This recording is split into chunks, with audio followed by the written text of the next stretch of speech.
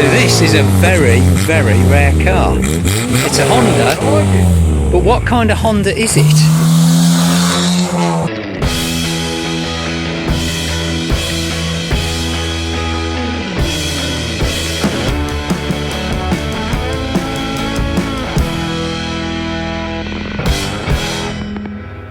So this is a Honda logo. Now personally, I've never heard of one, and I don't think many people have.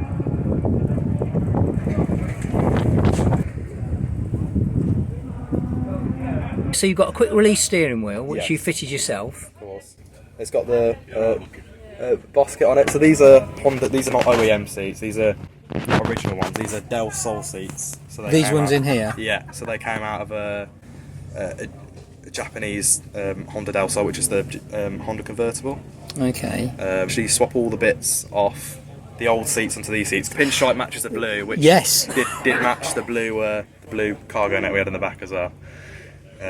But other than that, it's relatively stock, really. So why did you change the seats? Just because they look... Well, I had a bucket seat in there. Yeah. However, the bucket seat was fixed, which meant that, because obviously everything, there's no like set bucket seat rails for this, so it all has to be adapted and modified. Okay. So we were in a fixed bucket seat, which means that anything that's fixed, so let's say if this is had a sliding seat in from standard, if you put a fixed bucket in, it won't pass an MOT. So I had to change the seats regardless, but I wanted to keep at least somewhat, like some sort of bolstering, because the original I was going to say, they have you just used to fall out the original seats, so... Yeah, I was going to say that bolstering's really nice. They really are nice seats. They're okay. Bearing in mind these are also like 25-year-old seats. Now you've taken the back seats out completely, so there's no back seats at all. Why did you do that? Weight reduction. It's a cleaner look, really. It didn't make sense having different front seats and then different rear seats. It just doesn't really match. Right. Other than that, it's just the short shifter.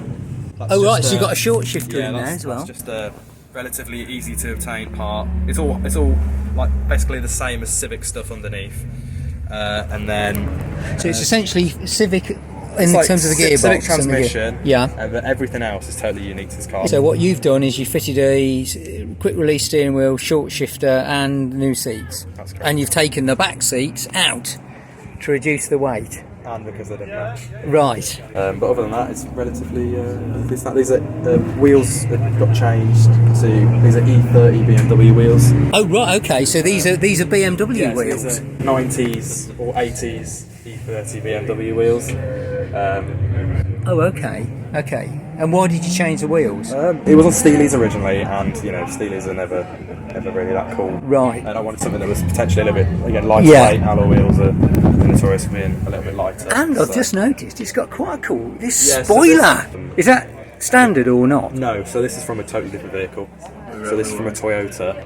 But so you fitted this? So this is it's very, very similar in terms of the width. So it just mounts upon here. It's just a bit of tiger steel. Right. Sits on there quite nicely. So you've actually got so this is totally different. a rear spoiler. That looks pretty good though. If we open the boot up, right. So you just lift it up. These. Oh, there you go. Look at that. There you go. So no seats, no back seats. Loads of space though. Absolutely. Loads of space. So what engine's this then? D13 B7. So this is the only Honda that's got this engine in it.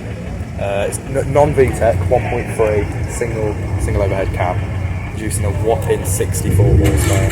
The engine's unique to the car. Yeah. So it's the only one with this engine in it. Yeah, that's Is that an alarm? Yeah, that's my aftermarket 90s Toad alarm system. It gives me central locking though. So. Oh, does it? Yeah, so it's like wide up, and it gives that's the Toad key, and it gives me central locking. So something. It's extremely tidy. It is, isn't it? Extremely tidy. There's a lot of space to work with in here. There's literally if you wanted to put a bigger engine in it, it's a lot of money. You're talking anywhere from $2,000 to $5,000 to do something like that.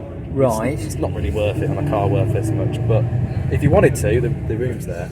But it is a unique. It's totally. I'm amazed that the engine's unique to the car. It doesn't make any sense. They made so many different variations of Civics. Bearing in mind, this is after the Civic. Yes. Is it? Yeah, so the Civic, like the EK Civic, which kind of looks similar, is mid-90s. So you're talking like 95 to like 2002, 2001, 2002. Right. So they had like D14s, D16s, which are quicker, more efficient engines. And you think, well, why would they not just put one of those in this car? But they decided just to create a totally new engine for this car. You've obviously made some effort keeping it, tidying up the engine bay. It's a bit of a pressure wash, really, and it sorts itself out a little bit. This is painted. It's not the best job. There's a few little bit of bits, but did you paint this? Yeah. So, I see. Okay. So like, you take it off. Yeah. You tape all this up. Yeah. And then spray it, and then just remove the tape.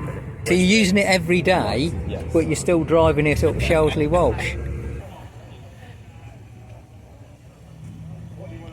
So this is a very rare car.